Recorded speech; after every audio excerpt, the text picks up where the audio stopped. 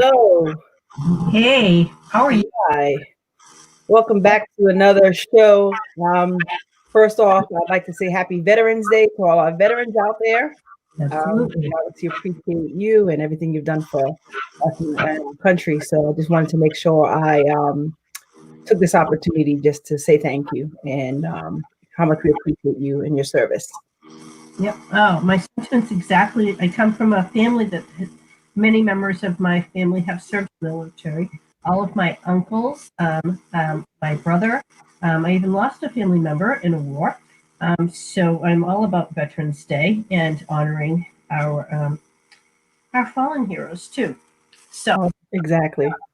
And what a big week it is for women and women of color. Yes. Wow. So we do not discuss politics at all on this program. We really tried to stay clear, but something very historic has happened.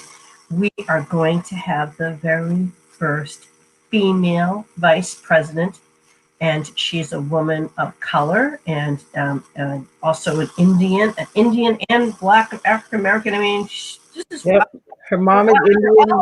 Yeah, women in general and people who are, have daughters and mothers. It's been such a great female week. Anyway, so we're going to have a very special guest tonight, and she's running a little bit behind because she's having technical difficulties. Actually, she's here. She's here, Donna. Come on in. So let's add our very special guest, Christy Winters-Scott. As Donna said, just a very special time for our country, and we wanted to get a guest who is raising a daughter, and we wanted to know from her what this moment in time meant for her and her daughter. So we're going to bring in Christy Winters-Scott to the program. Hi.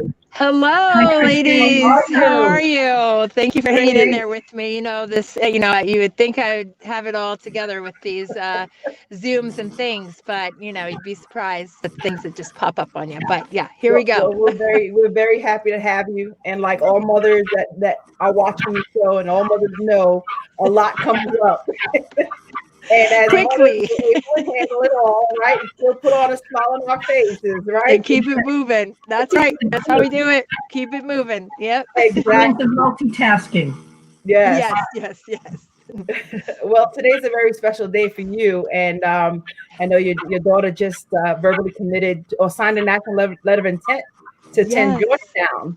Yes. Play on the women's basketball team. To Georgetown. From your ceremony, I believe. Yes, actually, it's been such a day. My soul is full. I can't even tell you. You know a lot about Georgetown, your alma mater, and you did a fabulous job there as a student athlete. But yes, this afternoon, Brianna Scott, she signed her letter of intent to attend Georgetown. She's going to be a criminal justice major, and she wants to go to law school to become a lawyer. So we're just tremendously excited, not just for the on court, but most importantly off the court, how she's going to be able to impact others with her service. So Amen. It's just been a beautiful day, and thank you. It's amazing. It's amazing. And then AZ Fudd is her AAU teammate, and we're just leaving the celebration for her. She's going to attend UConn. So so they just had a ceremony where she signed and everything about an hour ago. So we're just finishing with that. And it's just been a day full of smiles under my mask. I just took my mask off. So you can really see all the joy I've been holding in all day with that. But tremendous day. Yeah. Well, we're very, very happy to have you. And, I just wanted to introduce my co-host, Donna Marshall. Hey, And Christy. Hi. I've told her a lot about you. I don't know if you've had a chance to watch any of our previous shows, but Donna and I have known each other for a very long time and decided to have this platform for moms, mothers out there, just to navigate what we're going through in this country. And Right. just a little bit about your background. Christy obviously is a basketball analyst, a color analyst, and she has actually interviewed me on several occasions. Yes. I was a women's basketball coach at Northeastern University in the CAA. Christy was one of the broadcasters who would interview us on our media day. Yes.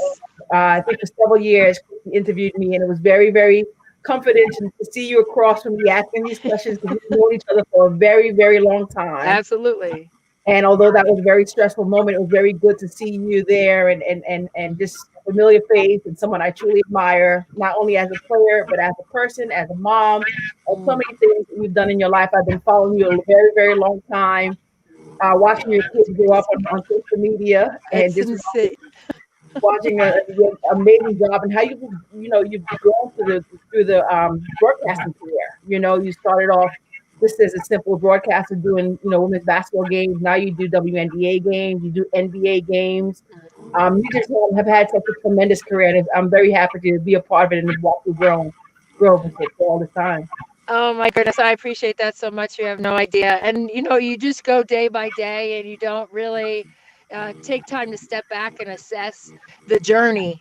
Yes. And I think sometimes when you do pause and assess, you really understand how grateful you actually are. And I'm extremely grateful for every moment. And I always say that, grateful for the moments, because life is so fleeting, and it's just moving along so swiftly. Yes. So Yes. every opportunity, I think I just, go a little harder, every time, because I know that, that's one less time I'm going to get a chance to do it. So I just think that I appreciate you saying that so much. And that gave me the pause to reflect, because I don't do that often. Right. So, and I get caught up, I'm like, whoa, like, wait a minute. But I just think that, as long as you keep moving forward, then there's nothing you can't do, and it's not always easy. And with 3 teenagers now, as being a mom, 3 teenagers, it's like, I put myself last in line, but that doesn't mean I want to be last with everything. You know what I mean? Like, they eat first, like everything is first for them. I'm going to do everything for them that I can humanly possibly do. But for me, sometimes I take steps back, but that doesn't mean I'm not pushing forward with other things. So I think as a mom, you have to, understand that ebb and flow Yes. of it, that sacrifice, but not total give in, if that makes sense. Like, I'm Yes. sacrificing, but I'm still Children can here. eat you alive. That's all right.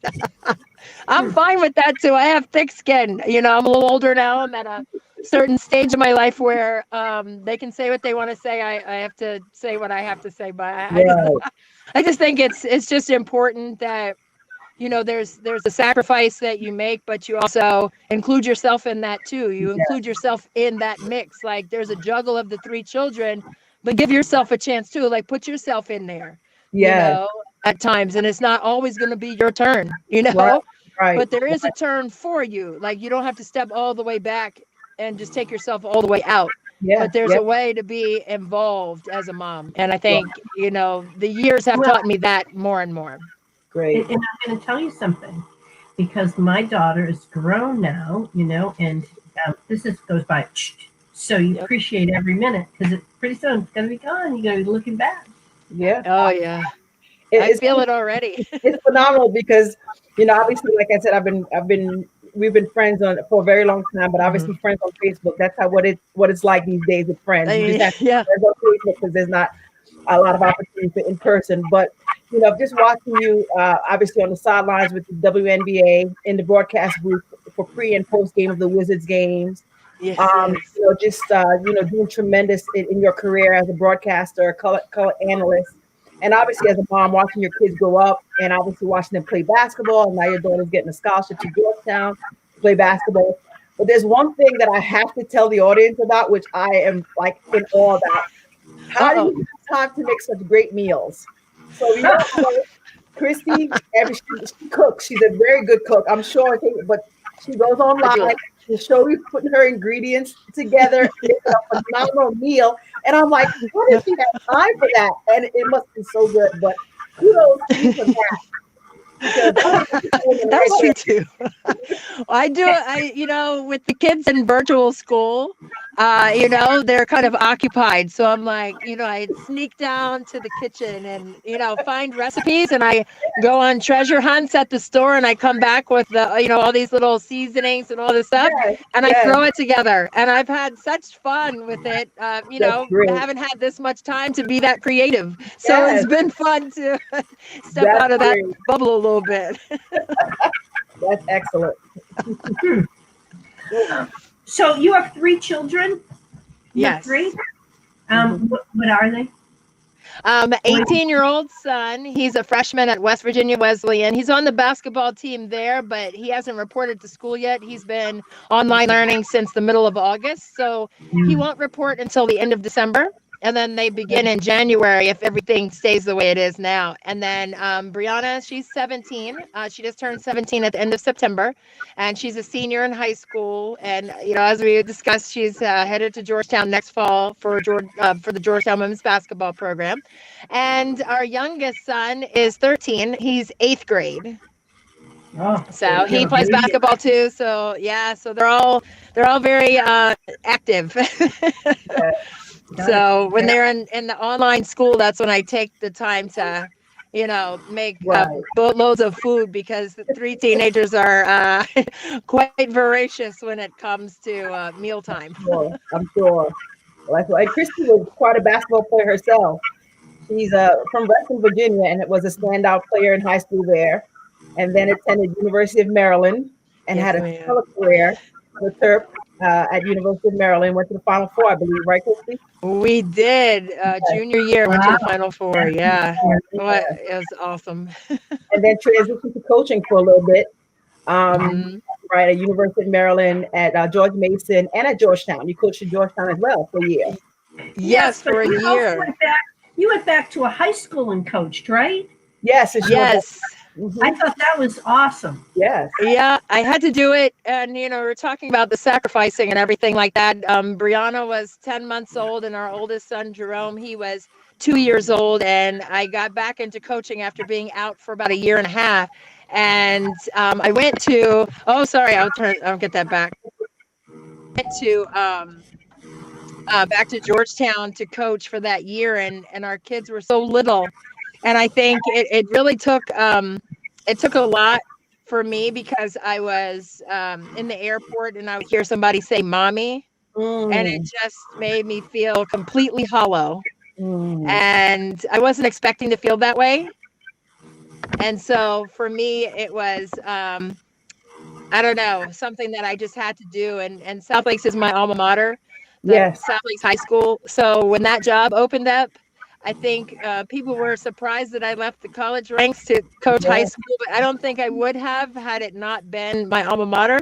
I don't think I would have left it, to go to any other high school. But just to have the kids in the gym, with their goldfish and juice boxes, and to give them a basketball and give them the parameter, like you have to be behind my knee, so you don't get run over, by the team when they're playing and stuff like that. So it's just vivid memories now, but it was, it was quite a sacrifice in terms of finances, but at the same time, I wouldn't trade it. I don't regret it. I wouldn't trade that decision for anything right now, because I went to the puppet shows. I was on the field trips. I was, coaching, and I had them with me in the gym. And I don't know, money isn't everything you tell you that right now. And not everybody, agrees with that. And in that way, it's a struggle, when you're, but I'm not doing it for the money.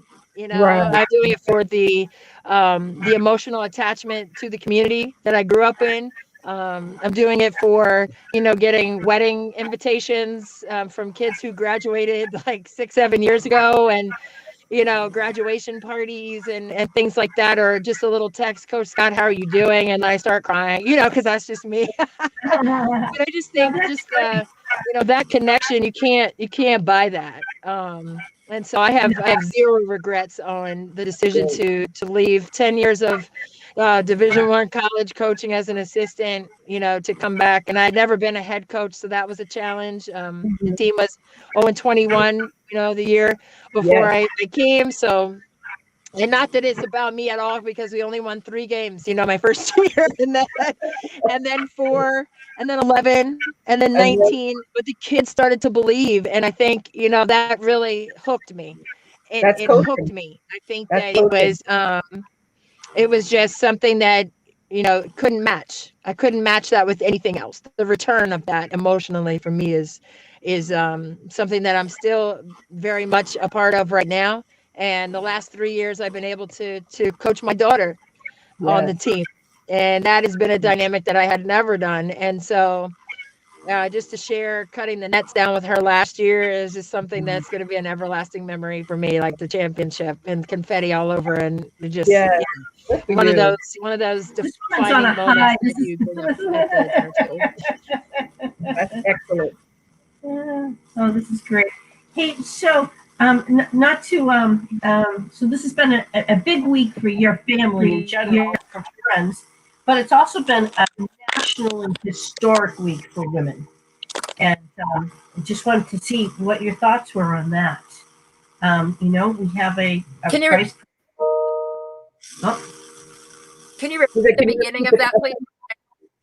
Sure. The beginning. So this week has been a fantastic week for you and your family and friends. It sounds like it couldn't have gotten any better. But also something very historic happened this week. And I'd like to know how that affected your life and your family and friends and your daughter. Oh, such a fantastic question. First of all, it was stressful from Tuesday to Saturday. Like everybody, I don't care who you were, who you voted for, but it was a long week. It felt like a month, right? For a lot of people. I think for me personally, when I saw Kamala Harris walk across the stage before she did her acceptance. First of all, I had chills. Second of all, I just felt like I was 10 times stronger. Just watching her do that, and the words that she said, that that she maybe the first but not the last. I felt that. Yes. I felt that in my soul and spirit, and she will not be the last. And I am so convinced of that. And if I'm convinced of that, I know my daughter is convinced of that. I know my mom at 81 is convinced of that. I was just so in that moment to the point of being almost giddy. I can't explain it. It was just so empowering. It was just a magnificent moment for the country to see the diversity of that moment come to fruition. Been saying it for so long. Yeah.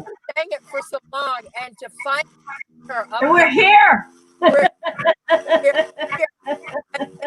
See it happen, and then not only to see it myself, but to see it in the eyes of my daughter. Yes. That's what we wanted to know. Yes, and in the eyes of my sons too. I think just around women's basketball, I think they have more respect for the game that people who aren't around it don't know about it. So I think for them too, to see a woman of color up front and leading and speaking the way that she was in terms of empowerment, and I'm not the last one. Like, this is just the beginning, and how just emotionally triggering that was.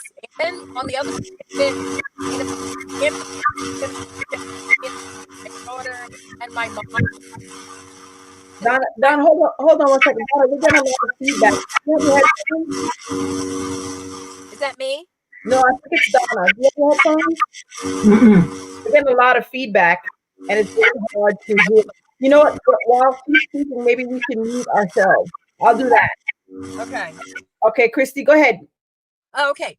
I think with just seeing it in between the generations, just having my mom, having marched in the 60s, right? And she did sit-ins, at the drugstore counters.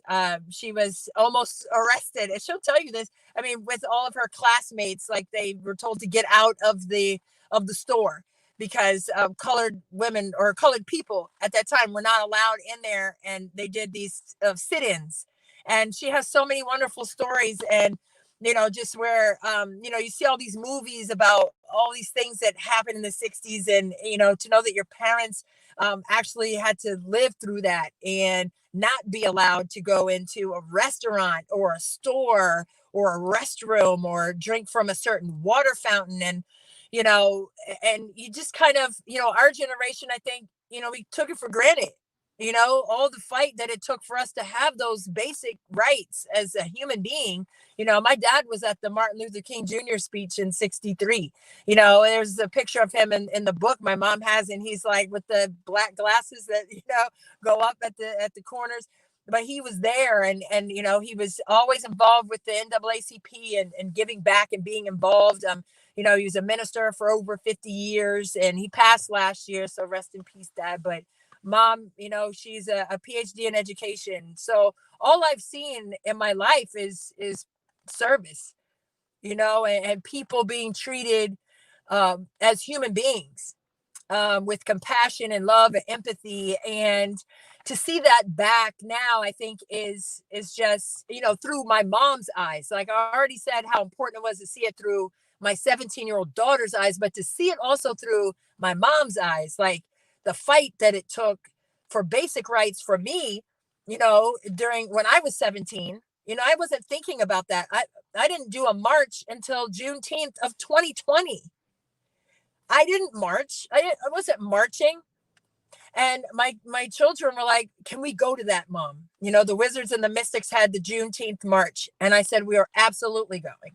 And, again, I was like, I was in that gap again, that generational gap where you had my parents who were in all the marches and the sit-ins and everything. And then our generation who benefited from that.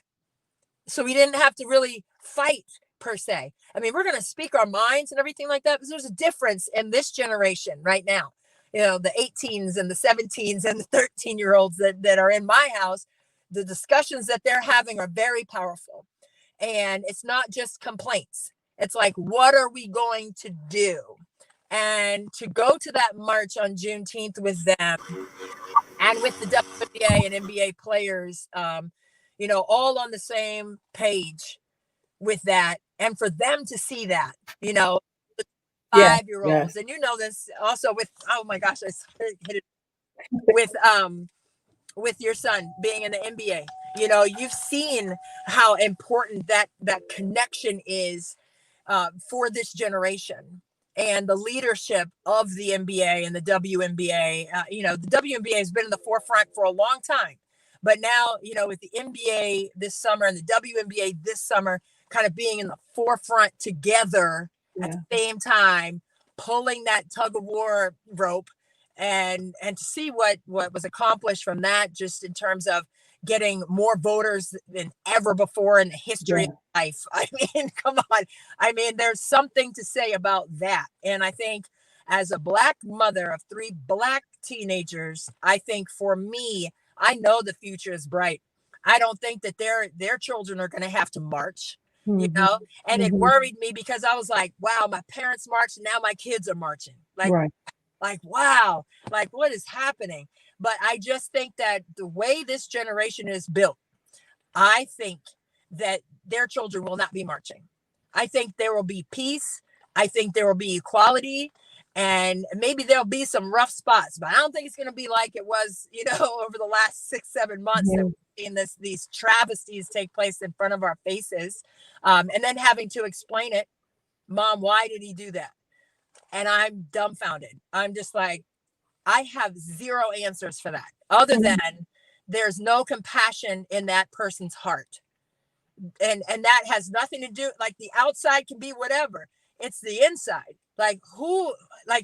Whoever raised people without compassion and empathy, that's on them. Like, that's where they came from. That's where it's rooted. That's why I said, my parents, showed me empathy and passion, and not just for me, You know, they showed compassion for church members. They showed compassion for their students that they're teaching. And, you know, just the community with the NAACP, and that my dad did food banks. And, you know, he would go out at 11 o'clock at night because somebody would call and say, Reverend, I don't have any food. And he would go get them food and take them something to eat, man. And so I saw that, right? So the people who are doing these just ridiculous things in broad daylight, you know, they didn't see those things, right? They weren't afforded the luxuries of being raised that way. And maybe it wasn't anything that my parents said to me, right? It was what they were doing. Yes, what you saw. What you saw, yeah. I'm watching them and I saw them. So for me, it just really is, it's frustrating because, you know, not everybody had that example. And I think it's really nothing that you say. So I'm hoping, like, for my kids, it's nothing, you know, one sentence that I say to them that kind of triggers them and changes what they are thinking or doing. I hope it's what I'm doing. Right. So that is really showing them the way. And I think the more people, obviously now, I think with this generation being as strong as they are, I really think that that's what it's all about. I think there have been more people, more parents modeling the love and compassion piece than in the past years. And I think now you're seeing that manifesting in the strength of these young people stepping forward and saying, we need a change, and saying, you can't treat us that way, and saying, we're human.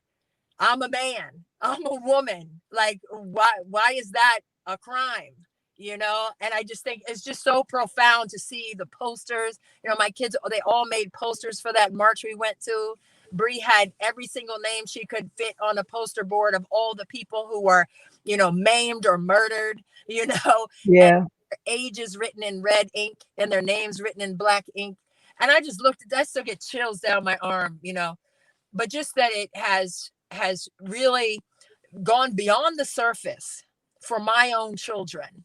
I mean, for me, I am empowered by that, you know. Yeah. Kamala Harris walking across the stage, but I'm also empowered by the fact that my children are in the generation and in the group of people that sees the injustices continuing to go on, and they wanted to end with them. They wanted to go to the next generation of people, and don't want their kids and grandkids marching. Yes. Again, like, why? You can't.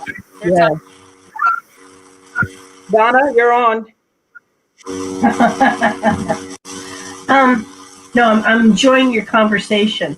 It's very meaningful, and I love hearing how involved your children are. And I have enjoyed watching, and it's been very inspiring to watch the young people of all ages, all colors, all backgrounds together, you know, saying, you know, we're done with this. Yes. You know, and they're making such a strong statement.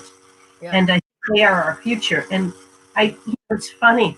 I'm older than both of you. And I remember as a young person, you know, my siblings and everyone in my family were a very active family and protesting. And I said, and then all of a sudden we didn't protest for, like, you know, 40 years. And I'm going, oh my God, I'm going to have to protest again. And it's like, wait a minute, I did this. Right. Replay. So you're right. You know, you talk about your parents, you know, and, you know, what happened? You know, why we have to do this again? Yeah. I think we had a false sense that racism had ended. And we thought that, you know, America was just for all and we were all equal and treated equal. And that's not the case. That's not the case when, you know, our sons are stopped for a routine traffic stop. It's not the case when, you know, a Black family walks into a bank and tries to get a loan. It's not the same. You know, we don't have the same opportunities. We don't have the same privileges. We don't share the same experiences. And I think for so long, it was taboo to talk about racism.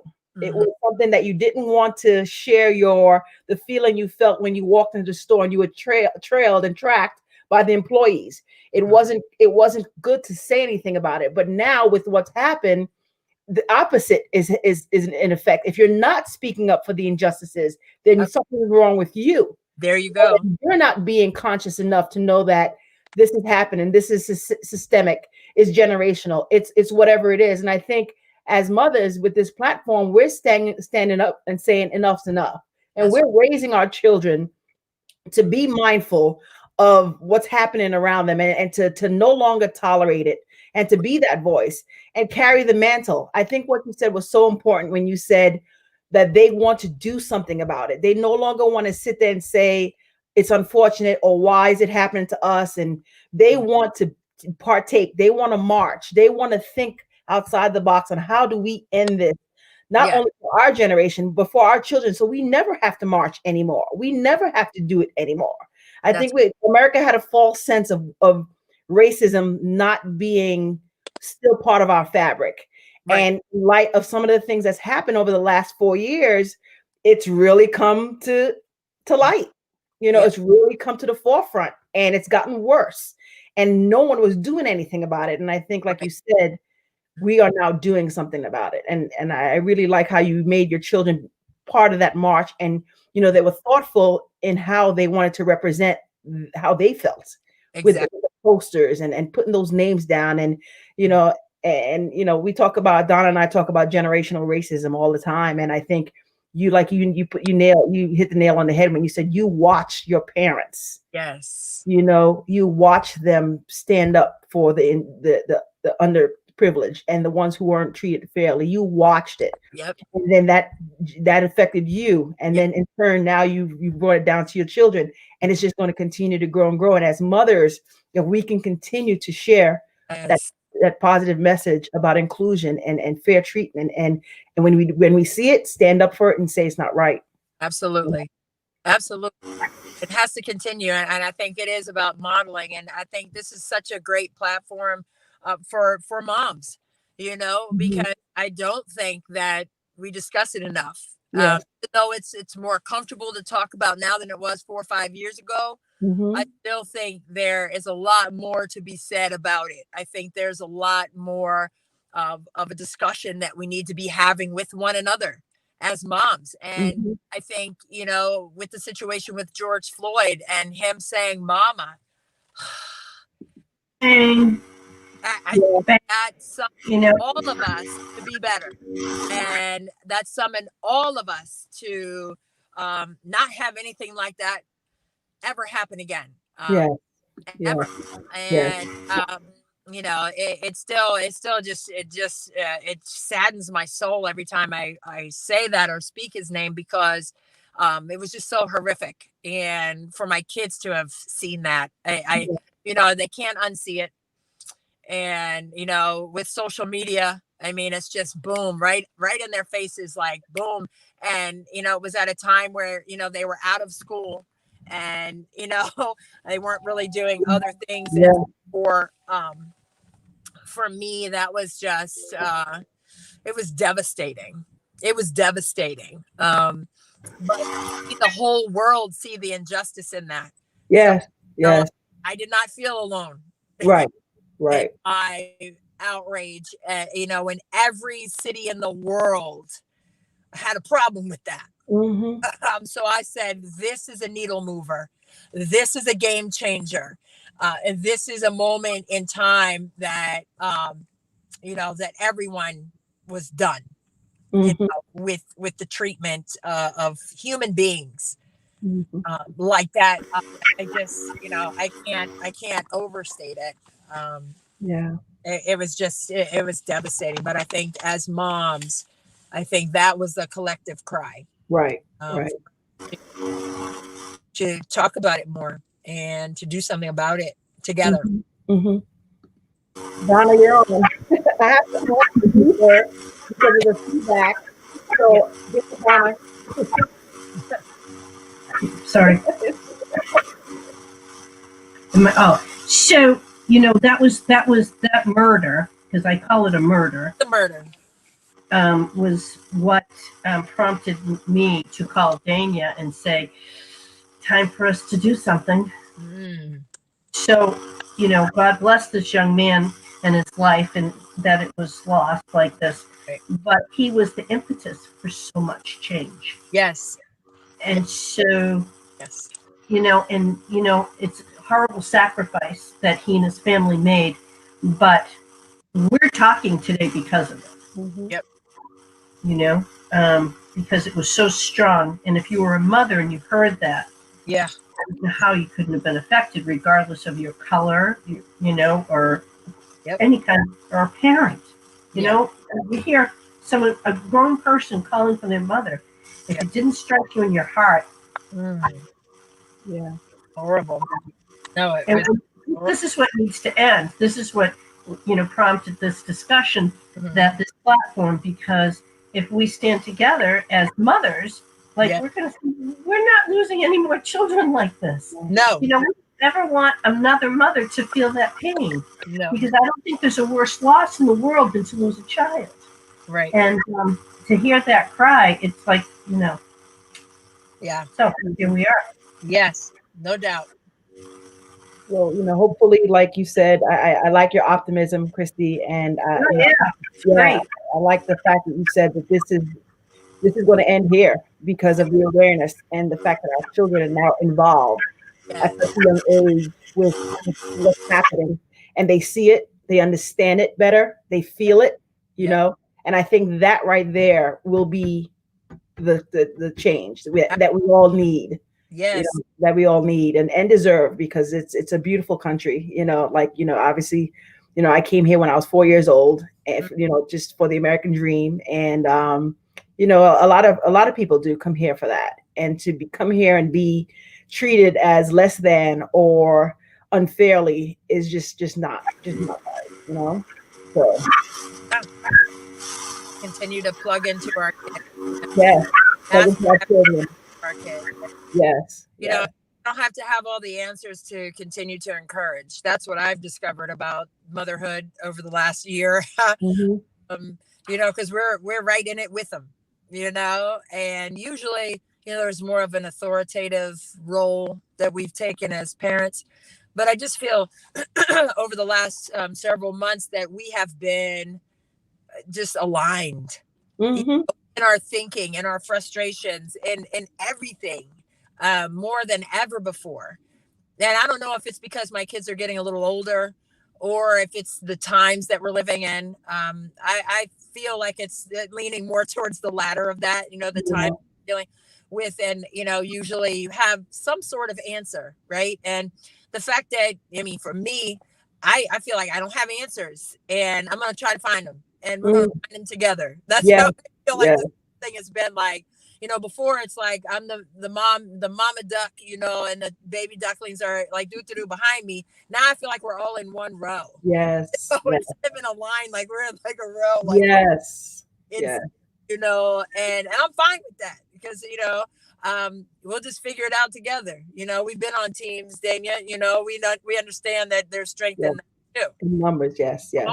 Be in the front, and you know, if you're together, you have more force anyway. And I don't know. I just feel like that's where I am as a mom. I just feel like I'm more, you know, in line with how they're thinking and feeling and everything else, and not kind of standing above them saying, oh, well, that's because of ABC. Like, I don't have ABC right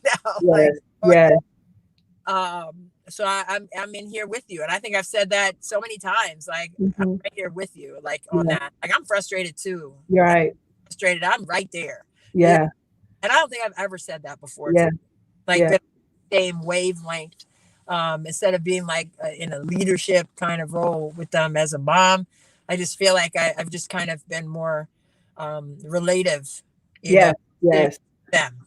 You know? Well, it's funny. I mean, and we've had a lot of phenomenal women on our show. I mean, we've had the Mayor of Boston, we've had Judge Christina Perez, we had Wanda Durant. I mean, we've had business women, educators, lawyers, you know, politicians, and you did such a successful career in broadcasting and being a color analyst, and just such a great career. I think despite the fact that we have succeeded in our careers as mothers across the board, it's still challenging being a mother of a child. And not because motherhood is difficult. It's because society has made it even more difficult for us to be mothers, because we have to not only worry about what's going on within our home, We don't have to worry about what's going on outside of the home, in their schools, while they're driving, who their friends are. I mean, it's become, we're very successful in our careers, and I think we've done a wonderful job, Donna, of getting very successful women in their careers on this show, and the theme is the same. And it's not that we're at a loss, but we want to share our struggle and let everyone know, although we're successful in our careers, motherhood is challenging. Yes. And it's challenging because of everything else our children are faced with outside of our home. Yeah. You know what I mean? And it's become worse over the years. And it's something that we have to now really pay more attention to as mothers and be a resource for each other, be supportive of one another, share information. How do you do this? What should I tell my child? When should I have that talk with my son? Like, I think this is the type of resources that we all need to share and experience and talk about and educate one another. So that way, being a mother of a child that's experiencing life outside of our home and in America today is not challenging. We could be just as successful as that, as we are in the broadcast booth, or, you know, in as a lawyer, or as a businesswoman, or as an educator. We need to now master that part of motherhood, and that's what I think our platform is for. Yeah, no doubt, and it's fantastic, and it's much needed. And I thank you guys, you know, for doing it and just really going in depth, you know. And I think there's power in communication. Yes, you have that just makes all the difference in the world. Great. Well, thank you so much for sharing your time. I know it's been a great day for you, and I hope this was the icing on the cake with our little discussion. We really appreciate you being on the show, and continued success in so many things that you're doing. And I'll continue to watch you guys on Facebook. Keep sharing those recipes with me.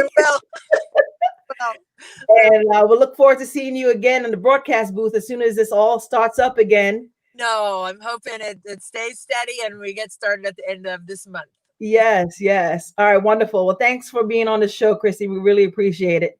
Oh, thank you so much, Dania. I love you. All right. Take care, hon. Bye-bye. Bye.